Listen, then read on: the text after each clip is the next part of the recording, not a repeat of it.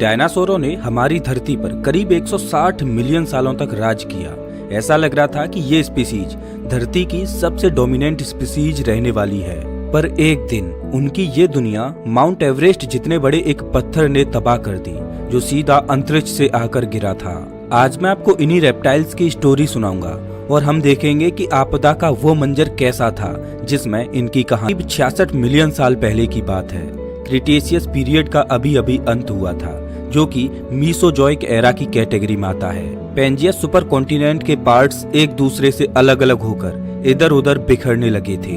Pangaea बहुत बड़ा super continent था, जिसके टुकड़ों से आज बहुत सारे देशों का जन्म हुआ है। उस वक्त में जब ये कॉन्टिनेंट बिखरकर अलग होने लगा, तो ये ऑलमोस्ट आज के वर्ल्ड की जैसी शक्ल लेने लगा। क्रिटेशियस पीरियड के अंत तक साउथ और नॉर्थ अमेरिका एक दूसरे से अलग हो गए थे। उस वक्त जिस शेप में ऑस्ट्रेलिया, ग्रीनलैंड और अफ्रीका थे, उसी शेप में वो आज भी देखने को मिलते हैं। बिल्कुल उसी वक्त में यूरोप और एशिया के आउटलाइंस बनना शुरू हुए थे। साइबेरिया, मंगोलिया और एंडेज के माउंटेन रेंजेज धीरे धीरे उभर कर बाहर निकल रहे थे। क्रिटेशियस पीरियड करीब 79 मिलियन सालों तक चला था। इसके साथ ही ये मीसोजोइक एरा का सबसे बड़ा पीरियड था। हमारी धरती का क्लाइमेट इन 79 मिलियन सालों में कई बार बदला था और इस पीरियड के अंत तक यही क्लाइमेट काफी ज्यादा ठंडा था। पृथ्वी के दोनों पोल्स पर आइस कैप्स बनने लगे थे और सर्दियों का मौसम और ज्यादा घातक हो गया था। बहुत सी जगहों पर टेम्परेचर -10 डिग्री सेल्सियस के नीचे पहुंच गया था। वहीं अलास्का जैसी जगह में यही टेम्परेचर -45 डिग्री सेल्सियस से नीचे आ गया था। लेकिन अगर उस दुनिया को आज की दुनिया से कंपेयर करें तो वो तब ज्यादा गर्म था। कॉन्टिनेंट के सरफेस पर हरियाली छाई हुई थी। इसी पीरियड के दौरान फ्लावरिंग प्लांट्स का भी जन्म हुआ था। कॉनिफर्स, गिनको और ऐसे ही दूसरे पेड़ जो पिछले एरा में बने थे, उन्होंने घने जंगलों को जन्म दे दिया था। इन पेड़ों द्वारा जो मिट्टी बन रही थी वो सॉइल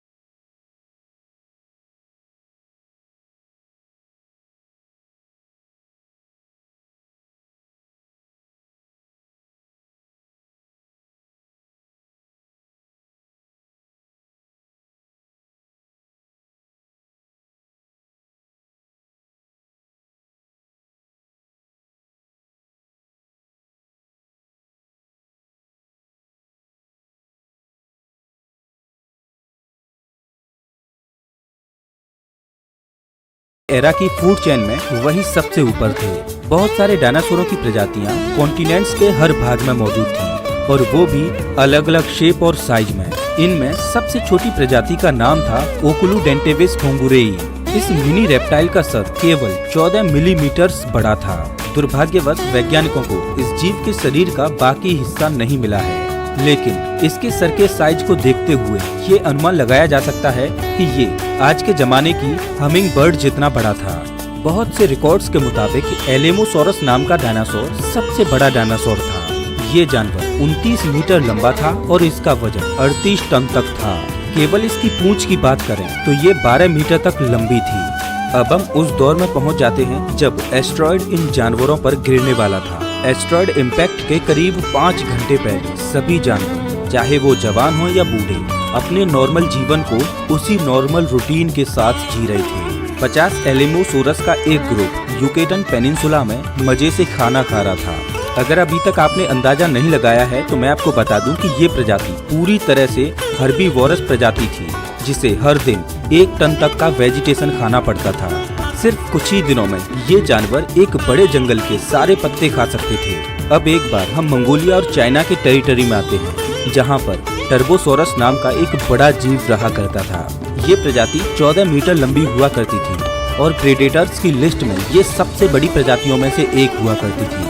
ये जानवर ज्यादातर पानी के किनारे शिकार किया करते थे, जहाँ पर छोटे जीव अक्सर पानी पीने आते थे। किसी भी दूसरे टर्बोसोरस की तरह ये प्रजाति भी 2 पैरों पर चलती थी। इसके हाथ बाकी बॉडी के कंपैरिजन में काफी छोटे हुआ करते थे, लेकिन इसके बावजूद भी ये अपने हाथों से अपने शिकार को पकड़ सकते थे या फिर पानी के अंदर मछलियों को पकड़ सकते थे। लेकिन इसका सबसे बड़ा हथियार था करीब 70 नुकीले और बड़े बड़े दांत। इन दांतों की लंबाई 85 मिलीमीटर तक होती थी।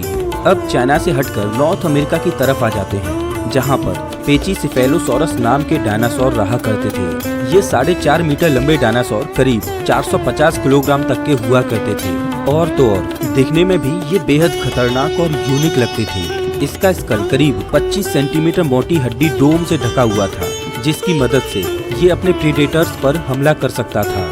इसके साथ ही इसके सर पर स्पाइक्स भी हुआ करते थे, जो इसे बेहद ही घातक बना देते थे। ये डायनासोर्स हर्बीवोरस थे और अपने छोटे और नुकीले दांतों से पत्तों और फलों को चबाया करते थे। लेकिन खोजकर्ताओं के एक स्टडी के मुताबिक इस जानवर ने अपनी डाइट में मीट को भी शामिल करके रखा हुआ था।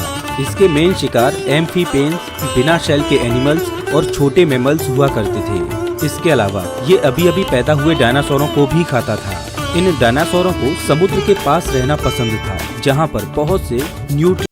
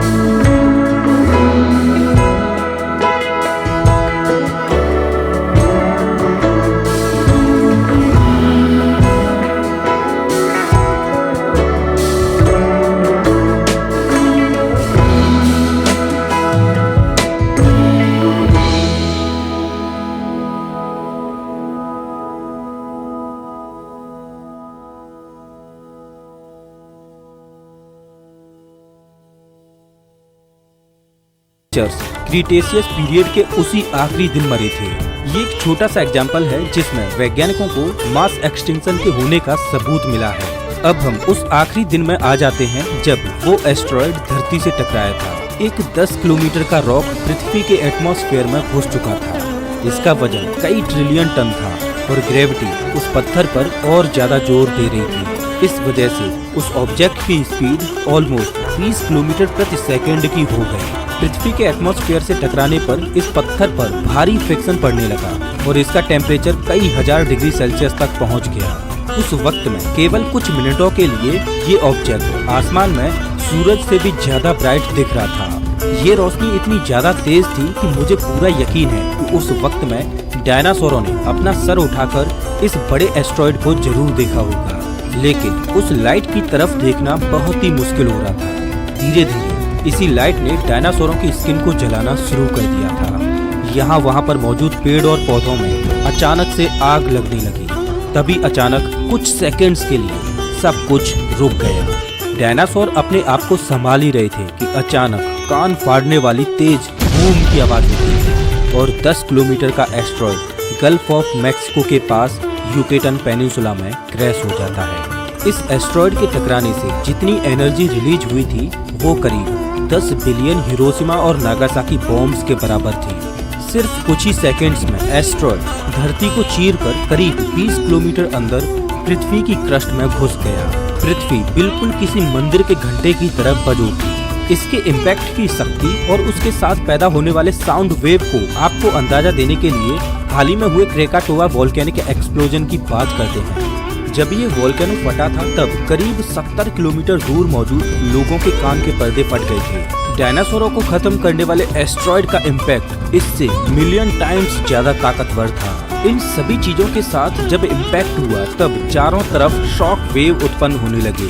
ये साउंड की स्पीड से भी ज्यादा तेजी से फैल रहे थे। ये शॉक वेव इतनी शक्तिशाली थी कि इसकी वजह से डायनासोरों की चमड़ी निकलने लगी थी और बड़े बड़े डायनासोरों को ये हवा में दूर दूर तक उछाल कर फेंक रही थी। डायनासोरों के दृष्टिकोण से देखें तो उनकी मौत बहुत जल्दी हो गई थी। एक तेज रोशनी आई और अगले ही सेकंड उनका खात्मा हो गया। कम से कम उन डायनासोरों को तो कुछ भी नहीं पता चला जो क्रेटर के आसपास रहते थे। एस्टेरॉयड के इम्पैक्ट से इतनी हीट निकली कि जानवरों की हड्डियां तक राख बन गईं। वैज्ञानिकों की माने तो जब एस्टेरॉयड धरती से टकराया तब पृथ्वी में मौजूद करीब 15 ट्रिलियन टन पत्थरों के टुकड़े हवा में उड़कर यहाँ वहाँ बिखर गए। इनमें से बहुत से पत्थरों के टुकड़े तो इतने ऊपर चले गए कि सीधे स्पेस में ही पहुँच गए।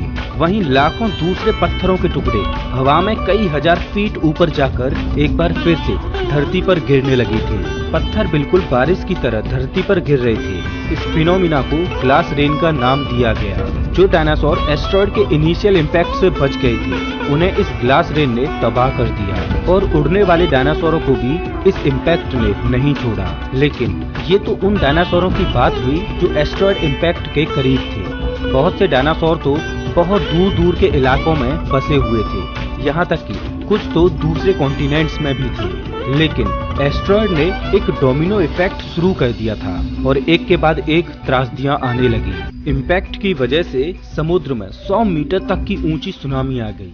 आपकी तुलना के लिए मैं बता दूं कि साल 2011 में जो जापान में घातक सुनामी आई थी वो केवल 10 मीटर ऊंची थी, लेकिन इसके बावजूद भी इसमें पूरा आइलैंड ऑलमोस्ट डूब गया था। तो एक बार सोचिए कि 100 मीटर ऊंची वेव ने जमीन पर रहने वाले जानवरों और दूसरी चीजों का क्या हासिल किया होगा।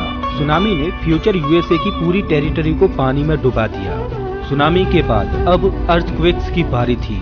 चाइना और मंगोलिया में रहने वाले डायनासोर अब भी एस्टेरॉयड के इम्पैक्ट से 15,000 किलोमीटर दूर थे।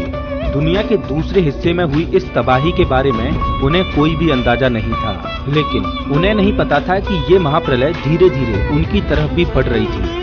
एस्टेरॉयड के इम्पैक्ट ने एक साथ बहुत से भूकंपों को ट्रिगर कर दिया, जिनकी मेजरमेंट करीब 11.2 रेक्टर स्केल की थी।